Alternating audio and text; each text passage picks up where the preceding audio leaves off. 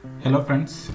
आज हम देख रहे हैं कि यहाँ पे जो इंडियन ऑयल कॉरपोरेशन लिमिटेड है इनकी अप्रेंटिस के लिए वैकेंसी आई हुई है अप्रेंटिस के लिए।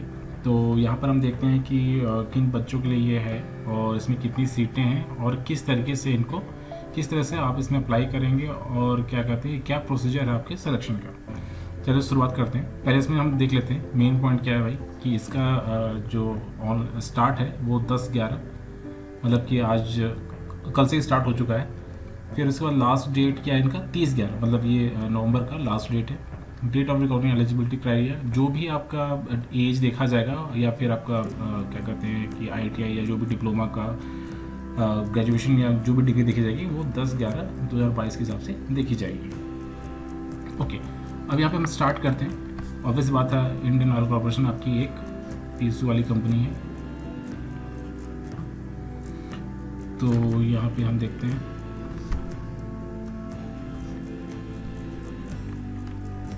सबसे पहले हम स्टार्ट करते हैं। यहाँ पे जो भी वैकेंसी आई है वो कम से कम 5 रीजन के लिए आई हुई है। वो 5 रीजन पूरा नीचे दिया हुआ है। पहला वेस्ट बंगाल है। वेस्ट बंगाल में जो टोटल सीटें हैं आपकी दिख रही हैं यहाँ पे। मैकेनिकल की 12 सीटें हैं, इलेक्ट्रिकल की 12 सीटें हैं, T&I की आपकी 12 है, ह्यूमन रिसोर्स 3 है, account and finance, data entry operator 3 यहाँ पर है। टोटल ये सीटें हैं। टोटल में आपका अपना कास्ट वाइज आप देख सकते हैं। तो यहाँ पे वेस्ट बंगाल में है, बिहार में, या किस रीजन में आ रहा है, ईस्टर्न रीजन में आ रहा है ना, वेस्ट बंगाल, बिहार, असम। अगर आपको इस रीजन में फॉर्म भरेंगे तो आपको इस लोकेशन पे इनके हिसाब से आपको काम करना होगा। और यूपी, ये आपके 4 यहाँ पर ईस्टर्न रीजन को हो गए। फिर आता है नॉर्दर्न में आपका आ जाएगा हरियाणा, पंजाब और फिर दिल्ली, और इसमें यूपी का भी कुछ पार्ट आ जाएगा। यहाँ पे आपका यूपी दोनों ही जगह आ रहा है। इनके हिसाब से इसका डिस्ट्रिक्ट डिवीज़न होगा। उत्तराखंड आ गया, राजस्थान आ गया, हिमाचल प्रदेश आ गया। तो अगर मैं देखा जाए तो इसमें जो सबसे ज़्यादा सीटें दिख रही हैं वेस्ट बंगाल में सबसे ज़्यादा दिख रही है 45 सीटें हैं। फिर उसके बाद यूपी में तो कम है, हरियाणा में 40 सीटें हैं, सबसे ज़्यादा इधर सीटें हैं। फिर आपका उड़ीसा में 48 सीट है और यहाँ पे कर्नाटका में तो कम ही है, 87। गुजरात में सबसे ज़्यादा सीटें हैं, 87, काफ़ी ज़्यादा सीटें हैं। और ओवरऑल टोटल 465 पोस्ट आई हुई हैं। तो आपके लिए काफ़ी अच्छा मौका है। यहाँ पे 465 टोटल सीटें हैं। फिर हम देखते हैं यहाँ पे क्या दिया हुआ है। नेक्स्ट आपको दिया है 30/12 TF ऑर्डिनेशन। यहाँ पे क्या है, लेप्रोसी कार्ड ऑप्शन, ये आपका डिसेबिलिटी कुछ चीज़ें दिख रही हैं कि इसमें किसमें disability.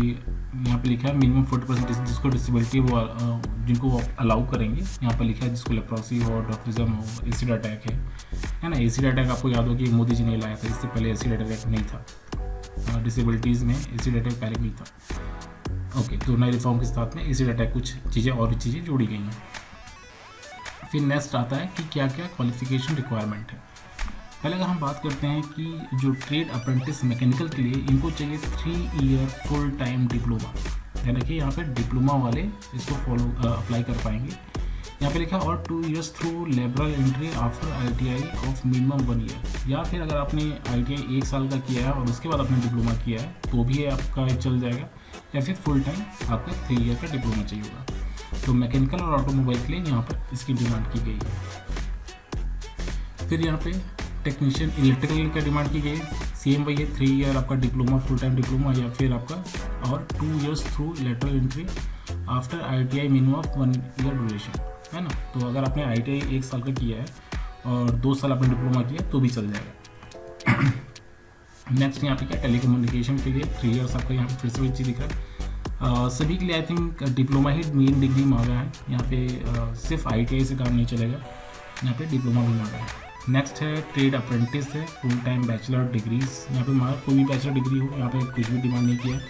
Trade apprentice assistant human resource, इसमें आपका डिमांड किया हुआ है। नेक्स्ट आपका ट्रेड अप्रेंटिस अकाउंटेंट में फुल टाइम बैचलर डिग्री मांगा है। तो ये अच्छी बात है, यहाँ पे कुछ भी ऐसा कोई स्पेसिफिक डिग्री नहीं मांगा है कि आपका इस ब्रांच से होना चाहिए। दूसरा है डाटा एंट्री ऑपरेटर। ध्यान से यहाँ पे फ्रेशर के लिए भी है, फ्रेशर अप्रेंटिस है। यहाँ पे मिनिमम 12 पास, जो भी 12 पास है वो इसके लिए अप्लाई कर सकते हैं। नेक्स्ट आपका डोमेस्टिक डाटा एंट्री, इसमें भी आपका 12 पास मांगा है, बट बिलो ग्रेजुएट से कम होना चाहिए और 12 पास होना चाहिए। Additional candidate should possess skill certificate of domestic data entry operator for training less than 1 year. यहाँ पे एक स्किल सर्टिफिकेट भी चाहिए जो कि डोमेस्टिक डाटा एंट्री ऑपरेटर का होना चाहिए लेस देन 1 ईयर, कम से कम 1 साल का तो होना ही चाहिए, है ना।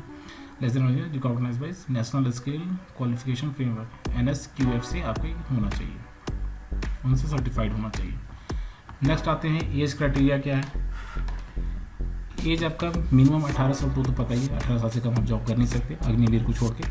सेकंड है आपका मैक्सिमम 24, आप 24 साल से ज़्यादा नहीं होना चाहिए आपका। अप्रेंटिस ऑब्वियस सी बात है 1 साल का होगा सभी। और एक लास्ट जो डाटा एंट्री का है, डाटा एंट्री का वो 15 मंथ का लिखा हुआ है यहाँ पे। नेक्स्ट स्टाइपेंड आपको अकॉर्डिंग टू रूल मिलेगा, अप्रॉक्सीमेटली 7 या 8,000 के आसपास होता है। नेक्स्ट है आपका रिलैक्सेशन दिया है, फिलहाल हम इस पर नहीं जाते हैं। ऑब्वियस बात है SC ST एंड OBC वालों को रिलैक्सेशन दिया रहता है, 3 साल OBC और 5 साल SC ST को दिया रहता है। मतलब कि जो 29 साल के SC ST वाले हैं वो भी भर सकते हैं, और जो OBC वाले हैं वो 27 साल को भी भर सकते हैं। फिर हम आगे बढ़ते हैं, जाकर इस पर हमें सिलेक्शन, सबसे इंपॉर्टेंट है कि क्या सिलेक्शन प्रोसीजर है। यहाँ पर सबसे पहले लिखा है रिटन टेस्ट होगा।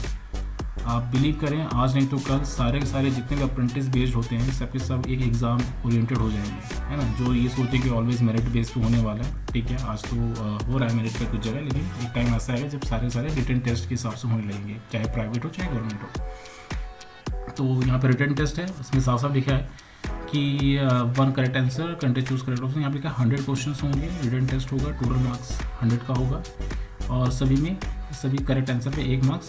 यहाँ पर कोई भी नेगेटिव मार्किंग नहीं होगी, ये अच्छी बात है, यहाँ पे कोई भी नेगेटिव मार्किंग नहीं है।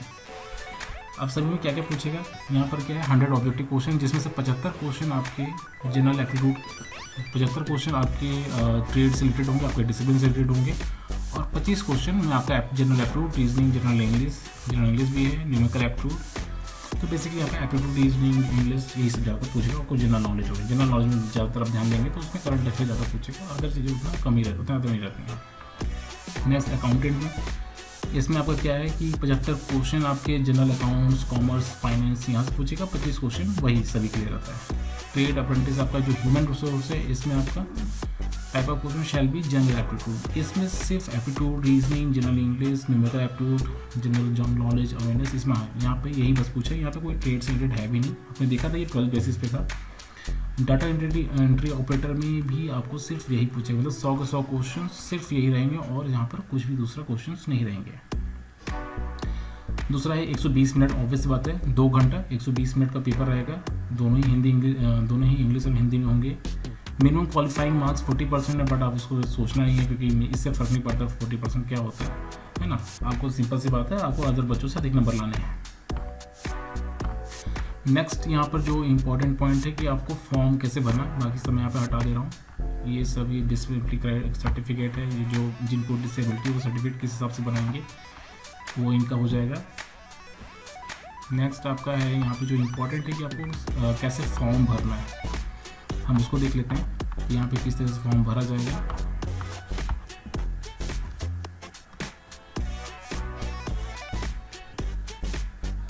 हाँ, यहाँ पे इम्पोर्टेंट चीज़ है कि क्या क्या रिक्वायरमेंट है आपको फॉर्म भरने के लिए।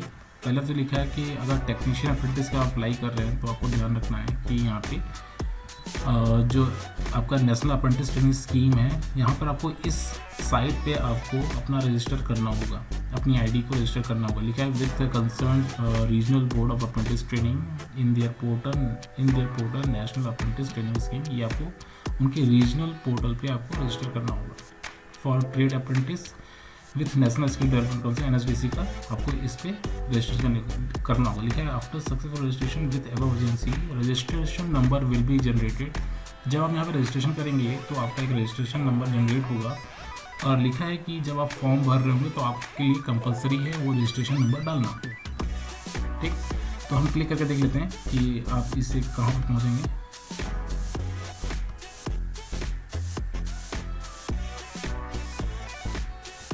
तो ये आपका साइट खुल जाएगा, और यहाँ पर दिख रहा है apprentice mega technical support register, आपको इस पे जाना है। अभी ये खुल ही रहा है।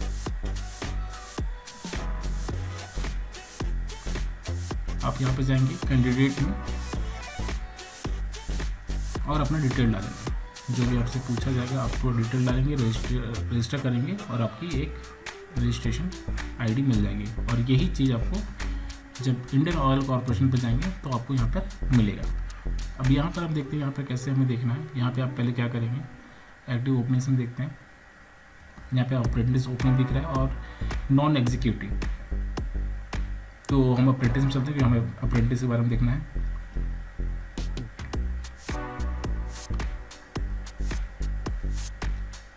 तो यहाँ पे आपको दिख जाएगा इस तरह से। आपका यहाँ पे लॉगिन इंफॉर्मेशन डिटेल डालनी होगी और यहाँ से आप अपना इंफॉर्मेशन ले डालेंगे, आप यहाँ पे रजिस्ट्रेशन कर पाएंगे। यहाँ से आपको रजिस्ट्रेशन करना है।